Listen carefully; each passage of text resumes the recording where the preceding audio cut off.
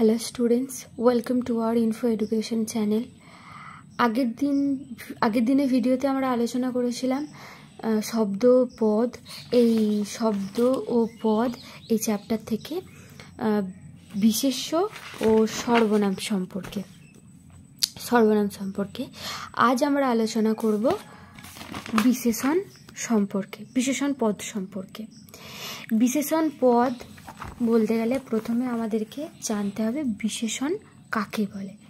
বিশেষণ হলো যে পদ অন্য পদের দোষ, গুণ, অবস্থা, সংখ্যা, পরিমাণ প্রভৃতি নির্দেশ করে তাকে বিশেষণ বলে। অর্থাৎ যে আমাদের বিশেষ্য পদ আছে, সর্বনাম পদ আছে, ক্রিয়াপদ আছে, এই পদগুলোর যে দোষ, গুণ, অবস্থা, এইগুলোর যে ব্যাপারগুলো আছে সেটাকে যে বিশেষণ করছে তাকে বিশেষণ পদ বলে। যেমন কি দেখো, রমা পড়াশোনায় খুব ভালো। এখানে হলো যে রমা কিসে ভালো? পড়াশোনায় ভালো। এই যে ভালো, এই ভালোটা এখানে কি? বিশেষণ পদ। বিশেষণের আবার শ্রেণী বিভাগ। বিশেষণকে মূলত 7 ভাগে ভাগ করা হয়ে যাচ্ছে। দেখো তার মধ্যে কি কি আছে। প্রথমেই আছে বিশেষ্যের বিশেষণ। বিশেষ্যের বিশেষণ কাকে বলছে? যে পদের দ্বারা বিশেষ্যের দোষ, গুণ, অবস্থা বোঝায় তাকে বিশেষ্যের বিশেষণ বলে। বিশেষ্য মানে কি? নামপদ। যে পদের দ্বারা নামপদের দোষ, গুণ, অবস্থা বোঝাচ্ছে তাকে বলা হচ্ছে কি? বিশেষ্যের বিশেষণ। যেমন কি ঘুমন্ত শিশু, শিশুটা কেমন? ঘুমন্ত। এখানে ঘুমন্তটা হলো যে বিশেষণ, মানে বিশেষ্যের বিশেষণ, মানে শিশুর বিশেষণ যেটা। শাড়িটা এখানে বিশেষ্য। কেমন শাড়ি? ঢাকাই শাড়ি, তাই জন্য ঢাকাইটা এখানে কি? বিশেষ্যের বিশেষণ। ছাত্রটা কি? এখানে বিশেষ্য। তাহলে কেমন ছাত্র? দুর্বল ছাত্র, তাই জন্য এখানে কি হয়ে যাচ্ছে? যে বিশেষ্যের বিশেষণ। দুর্বল ছাত্র, দুর্বলটা এখানে বিশেষ্যের বিশেষণ হয়ে যাচ্ছে। বিশেষ্যের বিশেষণকে দেখো আবার কয়েক ভাগে ভাগ করা যাচ্ছে। গুণবাচক বিশেষণ মানে কি? যেটার মধ্যে দিয়ে বিশেষ্যের গুণটা বোঝায়। যেমন সবুজ প্রান্তর। কেমন প্রান্তর? সবুজ। অন্ধ বাউল, বাউলটা কেমন? অন্ধ। পরিশ্রমী ছাত্র, ছাত্রটা কেমন? পরিশ্রমী। এটার মধ্যে দিয়ে গুণ বোঝাচ্ছে, যে বিশেষের গুণ বোঝাচ্ছে সেটাকে হলো যে গুণবাচক বিশেষণ বলা হচ্ছে। অবস্থানবাচক কি? যেটা হলো যে বিশেষ্যটার একটা অবস্থা বোঝাচ্ছে। যেমন এখানে দুধটা বিশেষ্য, দুধের অবস্থাটা কেমন? ফুটন্ত দুধ। মধুর ব্যবহার হবে না। জ্বলন্ত পিণ্ড। কেমন পিণ্ড? জ্বলন্ত পিণ্ড। পরিমাণবাচকটা কেমন? যে কোনো কিছু পরিমাণ বোঝাচ্ছে, যে পরিমাপ বোঝাচ্ছে, সেটা হয়ে যাচ্ছে পরিমাণবাচক। 1 কিলো সন্দেশটা এখানে বিশেষ্য। এর বিশেষণ কোনটা হচ্ছে? 1 কিলো। কেমন সন্দেশ?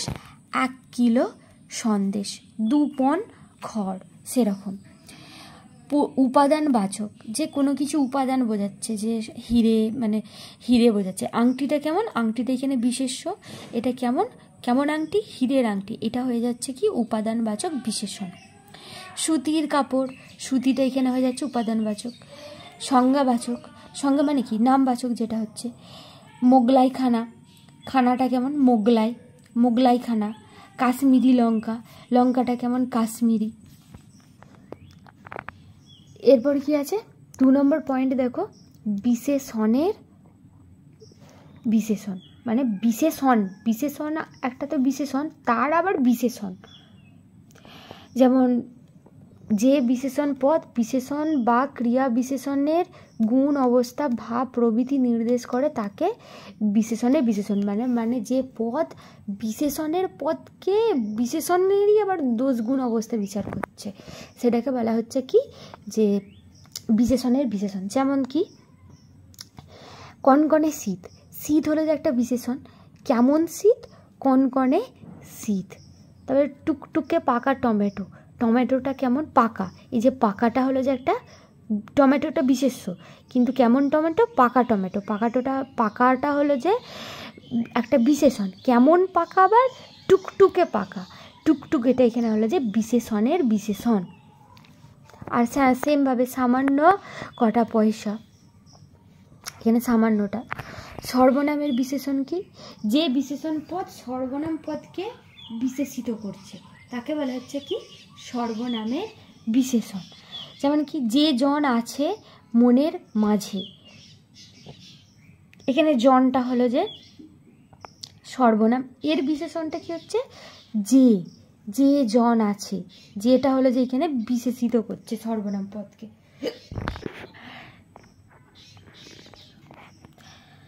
সংখ্যাবাচক বিশেষণ। সংখ্যাবাচক বিশেষণটা কি? যে বিশেষণ পদ কোনো বিশেষের পদের পূর্বে সংখ্যা হিসেবে ব্যবহৃত হয়, বিশেষের আগে সংখ্যা হিসেবে। যেমন একটি পয়সা, তিনটি শালিক, চারজন লোক, এখানে হলো যে লোকটা হলো যে বিশেষ্য, তার আগে এখানে শালিকটা বিশেষ্য, তার আগে তিনটি, এই সংখ্যা বোঝাচ্ছে, তাই জন্য এটা কি? সংখ্যাবাচক বিশেষণ। তারপর কি আছে? পূরণবাচক বিশেষণ। পূরণবাচক কি? যেমন কি, যেটা পূরণবাচক বিশেষণে হয়, যেমন ধর আষাঢ় মাসে আজ সপ্তম দিন। আষাঢ় মাসে দাঁড়ায় এই পূরণবাচক বিশেষণটা কি? যেটা হলো যে বিশেষের আগে বসবে এবং বিশেষের আগে বসে তার একটা বিশেষের কি ক্রম বা স্থানকে একটা নির্দিষ্ট করে বলে দিচ্ছে, তাকে বলা হচ্ছে কি? পূরণবাচক বিশেষণ। যেমন কি দেখো, আষাঢ় মাসের আজ সপ্তম দিন, এই যে সপ্তম দিন, সপ্তম দিনটা এখানে হলো যে তোমার বিশেষণ, পূরণবাচক বিশেষণ। দ্বিতীয় পত্নী, কেমন পত্নী? দ্বিতীয় পত্নী, এই দ্বিতীয়টা হলো যে পূরণবাচক বিশেষণ। সম্বন্ধ বিশেষণটা কি? সম্বন্ধ বিশেষণ হলো যে বিশেষণ পদ বাক্যের মধ্যে যে বিশেষ্য বা সর্বনাম পদের মধ্যে যে একটা সম্বন্ধ তৈরি করছে, যে নির্দেশ করে একটা সম্বন্ধ তৈরি করছে, একে বলা হচ্ছে কি? সম্বন্ধ বিশেষণ। যেমন কি, গরিবের ছেলে, ছেলেটা কেমন? গরিবের ছেলে। বনের পাখি, পাখিটা কেমন? বনের। এটা দেখো একটা বিশেষের মধ্যে কি হচ্ছে? সম্বন্ধ তৈরি করছে, দুটো বাক্যের মধ্যে একটা সম্বন্ধ, বনের বলতে গিয়ে একটা সম্বন্ধ তৈরি হচ্ছে, গরিবের বলতে গিয়ে এটার মধ্যে দিয়ে ছেলের সাথে একটা সম্পর্ক তৈরি হয়ে যাচ্ছে, তাই জন্য এগুলো কি? সম্বন্ধ বিশেষণ। তারপর কি আছে? ক্রিয়া বিশেষণ। ক্রিয়া বিশেষণ হলো যে ক্রিয়ার মধ্যে একটা বিশেষণ, মানে ক্রিয়ার দোষগুণ অবস্থা বোঝাচ্ছে, সেটাকে তখন বলা হচ্ছে যে কি? ক্রিয়া বিশেষণ। যেমন সত্তর এসো, এসোটা নিশ্চয়ই জানো তোমরা, ক্রিয়া, কোনো কাজ বোঝালে দেখি ক্রিয়া বলা হয়, এখানে এসোটা কাজ বোঝাচ্ছে, তাই জন্য এসোটা ক্রিয়া। কেমন আসবে? সত্তর মানে তাড়াতাড়ি, সত্তর এসো। নির্ভয়ে দাঁড়াও, দাঁড়াওটা ক্রিয়া, এর বিশেষণ কি? নির্ভয়, তাহলে নির্ভয়টা কি হচ্ছে? ক্রিয়া বিশেষণ। সুমধুর গায়, সে সুমধুর গান গায়, তাহলে সুমধুরটা এখানে হলো যে কি? ক্রিয়া বিশেষণ। নবম শ্রেণীর বিভিন্ন বিষয়ে সাজেশনস, নোটস, মক টেস্ট দিতে এবং ফার্স্ট সেকেন্ড টার্মের কোশ্চেন পেপারের সাজেশনস পাওয়ার জন্য আমাদের ওয়েবসাইটে ভিজিট করতে হবে www.infoeducation.com এ। এছাড়াও বিভিন্ন সোশ্যাল মিডিয়া চ্যানেলে সুযোগ সুবিধা পাওয়ার জন্য, যেমন হোয়াটসঅ্যাপ, ফেসবুক, টেলিগ্রাম, ইনস্টাগ্রাম, এখানে তোমরা জয়েন হতে পারো, লিঙ্ক ডেসক্রিপশনে দেওয়া আছে। এরপর আমরা আলোচনা করব কি? অব্যয়। অব্যয় নিয়ে আলোচনা করব। অব্যয় কি? অব্যয় কাকে বলে? যখন দেখো আমি কি লিখেছি, যে পদ দুই পদ বা বাক্যের মধ্যে অবস্থান করে, সংযোগ, বিয়োগ ইত্যাদি প্রকাশ করে ভাব বা ভাব প্রকাশে সাহায্য করে, তাদেরকে অব্যয় বলে। মানে কি? দুটো বাক্যের মধ্যে বসে দুটো বাক্যকে যখন সংযুক্ত করছে, তখন তাকে কি বলা হচ্ছে? অব্যয় বলা হচ্ছে। যেমন দেখ, অব্যয় আমরা কি? ও, এবং, কিন্তু ইত্যাদি বা এই যে শব্দগুলো আছে, এই শব্দগুলো দ্বারা দুটো বাক্যকে আমরা যুক্ত করে থাকি, তাই জন্য এগুলোকে কি বলা হয়? অব্যয় বলা হয়। অব্যয়ের শ্রেণী বিভাগ দেখো কি? অব্যয়কে প্রধানত তিনটি ভাগে ভাগ করা হচ্ছে। কয় ভাগে? তিনটি ভাগে। দেখো প্রত্যেকটা ভাগ লিখেছি আমি। প্রথমে কি আছে? সংযোগ অব্যয়। সংযোগ অব্যয়ের মধ্যে সংযোগবাচক অব্যয়ের মধ্যে কি সংযোগবাচক অব্যয়ের মধ্যে আবার দেখো এখানে আমি এগুলো করিনি, জাস্ট এখান থেকে বুঝিয়ে দিচ্ছি, দেখো লিখিনি। আর সংযোজক অব্যয়ের মধ্যে কি মানে যেটা দুটো বাক্যের মধ্যে যখন সংযোগ করছে, দুটো শব্দ মানে দুটো পদের মধ্যে শব্দ বা পদের মধ্যে সংযোগ ঘটাচ্ছে, সংযোগ, বিয়োগ, সংকোচ, ব্যতিরেক, হেতু, সংশয় ও সিদ্ধান্ত নির্দেশ করছে, তখন তাকে বলা হচ্ছে সংযোজক অব্যয়। সংযোজক অব্যয়কে দেখো আবার কয়েক ভাগে ভাগ করা হচ্ছে। সংযোগবাচক অব্যয় যখন যে শব্দগুলো দ্বারা দুটো বাক্যকে যুক্ত করা হচ্ছে, যেমন ও, আর, এবং, তথা ইত্যাদি, এই শব্দগুলো প্রয়োগ করে দুটো বাক্যকে যুক্ত করা হয়। তারপর কি আছে দেখো বিয়োগবাচক, মানে কি যে দুটো বাক্যকে যেন আলাদা করে আলাদা হচ্ছে সেটা বোঝানো হয়, বা, অথবা, কিংবা, না হয়, এগুলোর মধ্যে দিয়ে কি দুটো বাক্য যে একটা আলাদা সেটা বোঝানো হচ্ছে। ব্যতিরেকাত্মক সংযোগ অব্যয়, নইলে, নতুবা, যদি না, মানে কি ব্যতিরেক একটা অন্য বোঝাচ্ছে, নইলে যে আজ নইলে কাল যাব, এই যে নইলে মানে কি আজ যাব অথবা কাল যাব, যে এই ব্যতিরেক করছে, নতুবা, যদি না, এগুলো। হেতুবাচক সংযোজক অব্যয়, এগুলো কি আছে যে হেতুবাচক, তাই বলে, যেহেতু, কেননা। সংশয়বাচক সংযোজক অব্যয় কি পাছে, বুঝি, যদি, মানে সংশয় বোঝাচ্ছে, মানে কি দুটো বাক্যের মধ্যে সন্দেহ বোঝাচ্ছে, যেটা পাছে, বুঝি, যদি, নাকি, এগুলো। সিদ্ধান্তবাচক সংযোজক অব্যয় কি কাজেই আবার আছে কাজেই, তাই, সুতরাং, এগুলো হলো কি সিদ্ধান্তবাচক, যে সুতরাং কোনো কিছু সিদ্ধান্তে আসলে আমরা কি সুতরাং শব্দটা ব্যবহার করে থাকি, সেরকম। এরপরে কি আছে দেখো আবেগবাচক অব্যয়, মানে যে শব্দগুলো দ্বারা দুটো বাক্যের মধ্যে কি হচ্ছে আবেগ বোঝাচ্ছে, আবেগ বোঝানোর মধ্যে কি বক্তার মনের যে আনন্দ, দুঃখ, লজ্জা প্রভৃতি যে আবেগগুলো আছে সেগুলো প্রকাশ করা হয়, তাদেরকে কি বলা হচ্ছে যে আবেগবাচক অব্যয়। যেমন কি দেখো সাব্বাস, যে আমরা কাউকে বাহবা দিচ্ছি, যে সাব্বাস।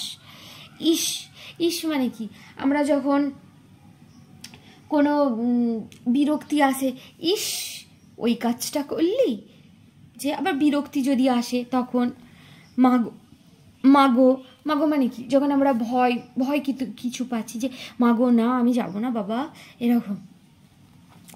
আলংকারিক অব্যয় মানে হলো যে অব্যয় দ্বারা পদে কোনো অর্থগত পরিবর্তন না করি ভাব প্রকাশের সহায়তা করে ও সৌন্দর্য প্রকাশ করে, তখন তাকে কি বলা হচ্ছে আলংকারিক অব্যয়। মানে কি অব্যয়ের মধ্যে দিয়ে একটা আলংকারিক ব্যাপার, যে সৌন্দর্য ফুটে উঠছে। যেমন ওহেটা কি, যে কাউকে সম্বোধন যখন করছি আমরা ওহে, হে বলে ডাকি, এই শব্দগুলোর মধ্যে দিয়ে দেখো যে সব বাক্যটার মধ্যে একটা সৌন্দর্য ফুটে উঠছে, একটা আলংকারিক ব্যাপার আছে। তারপরে কি আছে নাকি মানে কি যখন কোনো কিছুর মধ্যে প্রশ্নসূচক, যে তুমি যাবে নাকি, এই যে নাকি প্রশ্নবোধক একটা হয়ে যাচ্ছে, কে, সেম, ওটা। তুল্য মানে কি যখন দুটোর মধ্যে হলে যে কি তুলনা বোঝাচ্ছে, তখন। এরপর দেখো আমাদের আজকে শেষ যেটা আলোচনা বিষয় সেটা হলো যে ক্রিয়াপদ কাকে বলে তোমরা সকলেই জানো, আবার বলে দিচ্ছি ক্রিয়াপদ কাকে বলে।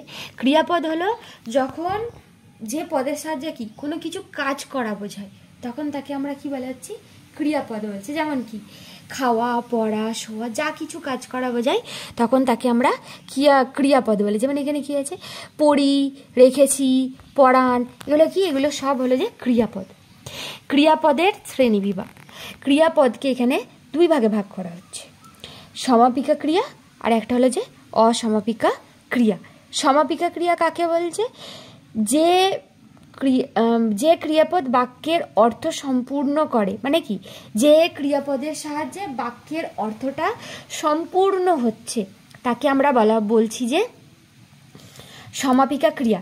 যেমন কি সে বইটি পড়ছে, বৃষ্টি পড়ছে, দেখো মধ্যে পুরো বাক্যটা সম্পূর্ণ বলে মনে হচ্ছে। সে বই পড়ছে, এই পড়ছের মধ্যে দিয়ে আমি পুরো বাক্যটাকে সম্পূর্ণ করে দিচ্ছি। বৃষ্টি পড়ছে, এই পড়ছের মধ্যে দিয়েও যে কী পড়ছে, বৃষ্টি পড়ছে, পুরো বাক্যটা সম্পূর্ণ হচ্ছে। তখন তাকে আমরা বলছি যে সমাপিকা ক্রিয়া। অসমাপিকা ক্রিয়া কি? যে ক্রিয়াপদ বাক্যের অর্থ সম্পূর্ণ করে না, তখন তাকে আমরা কি বলছি? অসমাপিকা ক্রিয়া। মানে যে ক্রিয়াপদ বাক্যটাকে অসম্পূর্ণ রেখে দিচ্ছে, যার মধ্যে দিয়ে বাক্যটা পুরোটাই অসম্পূর্ণ হয়। যেমন দেখো এখানে কি আছে, তুমি এলে। তুমি এলে কি? বাক্যটা কি সম্পূর্ণ হয়েছে? সম্পূর্ণ হয়নি। এরপরেও নিশ্চয়ই আরও কিছু অ্যাড করতে হবে, আরও কিছু অ্যাড করে তবে হলো যে বাক্যটা সম্পূর্ণ হবে। যে তুমি এলে আমি যাব, এই যে আমি যাব এখনও বাকি আছে, তাই জন্য এলেটা হলো যে এখানে ক্রিয়াপদ, অসমাপিকা ক্রিয়া। ছেলেটি খেলতে, কি হয়েছে? খেলতের পর কি বাক্যটা কি সম্পূর্ণ হয়েছে? সম্পূর্ণ হয়নি। খেলতে খেলতে হঠাৎ পড়ে গেল, এই যে হঠাৎ খেলতে খেলতে হঠাৎ পড়ে গেল, এতটা বললাম তবে বাক্যটা সম্পূর্ণ হলো। এই যে অসম্পূর্ণ থেকে যাচ্ছে যে ক্রিয়াপদের দ্বারা বাক্যটা, তাকে বলা হচ্ছে অসমাপিকা ক্রিয়া। কর্মের ভিত্তিতে ক্রিয়াপদকে আরও 3 ভাগে ভাগ করা যাচ্ছে। কি দেখো, সকর্মক ক্রিয়া, অকর্মক ক্রিয়া আর দ্বিকর্মক ক্রিয়া। কর্ম এখানে কি? কর্ম বলতে গেলে যে বাক্যের মধ্যে কর্তা, কর্ম, ওই যে কর্ম আছে সেই কর্ম। এই কর্ম মানে কাজ নয়। তো দেখো এখানে কি বলছে, যার কর্ম আছে, যে বাক্যে কর্ম আছে তাকে সকর্মক ক্রিয়া বলে। যেমন কি, ছেলেটি ফুটবল খেলছে, এখানে খেলছেটা কি? ক্রিয়াপদ। এর কর্ম কি? ফুটবল। ফুটবলটা কি? কি খেলছে? ফুটবল। তাই জন্য এখানে কর্মটা আছে। ছেলেটা হলো যে কি? কর্তা। এখানে কর্ম আছে, তাই জন্য একে কি বলা হচ্ছে? ইংরেজিতে যাকে বলা হয় অবজেক্ট। যে কর্ম ফুটবল, এখানে ফুটবলটা হলো যে কর্ম, তাই জন্য এটা কি? সকর্মক ক্রিয়া, কর্ম আছে বলে। অকর্মক ক্রিয়া কি? যে বাক্যে মানে যার কর্ম নেই, যে ক্রিয়াপদের কর্ম নেই, তাকে কি বলা হচ্ছে? অকর্মক ক্রিয়া। যেমন সূর্য উঠেছে, এটা এখানে কি? ক্রিয়া, এটা ক্রিয়া। সূর্যটা এখানে কি? কর্তা। সূর্যটা এখানে কর্তা, যেটা মানে বোঝাচ্ছে তোমাদের সাবজেক্ট। সূর্যটা এখানে সাবজেক্ট, কিন্তু এর কর্ম নেই, মানে অবজেক্ট নেই, তাই জন্য এটা কি হয়ে যাচ্ছে? অকর্মক ক্রিয়া। বৃষ্টি পড়ছে, সেমভাবে বৃষ্টি পড়ছে, বৃষ্টিটা এখানে কর্তা, এখানে কর্মটা উজ্জ্ব আছে। যদি বলতে বৃষ্টি পড়ছে আজ, তাহলে এখানে কি? আজটা হয়ে যেত কর্ম, পড়ছেটা কি? ক্রিয়া। দ্বিকর্মক ক্রিয়া কি? দ্বি কথার মধ্যে দিয়ে প্রকাশ পাচ্ছে, যে ক্রিয়াপদে 2টি কর্ম আছে তাকে বলা হচ্ছে কি? দ্বিকর্মক ক্রিয়া। যেমন কি, মা শিশুকে দুধ খাওয়াচ্ছেন, এখানে মাটা হলো যে কি? কর্তা, শিশুটা কর্ম, দুধটাও কর্ম। কর্ম আমরা কিভাবে পাই? ক্রিয়াকে কি দিয়ে প্রশ্ন করলে যা উত্তর হয় সেটা কি আমরা কর্ম বলি। তাহলে খাওয়াচ্ছেন, কি খাওয়াচ্ছেন? দুধ খাওয়াচ্ছেন। কাকে খাওয়াচ্ছেন? শিশুকে। তাহলে শিশু আর দুধটা হলো যে এখানে কর্ম, তাহলে 2টো কর্ম পাওয়া যাচ্ছে, তাই জন্য এটা দ্বিকর্মক ক্রিয়া। সেরকম সেমভাবে আর একটা উদাহরণ আমি তোমাদের দিতে পারি। যেমন শিক্ষক মহাশয় ছাত্রকে অঙ্ক শেখাচ্ছেন, এখানে ছাত্র আর অঙ্কটা হলো যে দুটোই কর্ম, তাই জন্য এটাও হলো যে দ্বিকর্মক ক্রিয়ার উদাহরণ। আশা করছি আমি যা বোঝালাম আজকে তোমরা নিশ্চয়ই বুঝতে পেরেছো। কোনো কিছু যদি অসুবিধা থাকে অবশ্যই কমেন্ট করে আমাদেরকে জানাবে, আমরা সেগুলো সমাধান করার চেষ্টা করব। আর তোমাদের কি ভিডিও লাগবে, কোন কোন বিষয়ের ভিডিও লাগবে অবশ্যই তোমরা কমেন্টে আমাদেরকে জানাবে। এই ভিডিওটা তোমাদের ভালো লেগে থাকলে লাইক করবে, বন্ধুদের সাথে শেয়ার করবে এবং চ্যানেলে নতুন হয়ে থাকলে অবশ্যই সাবস্ক্রাইব করতে ভুলবে না।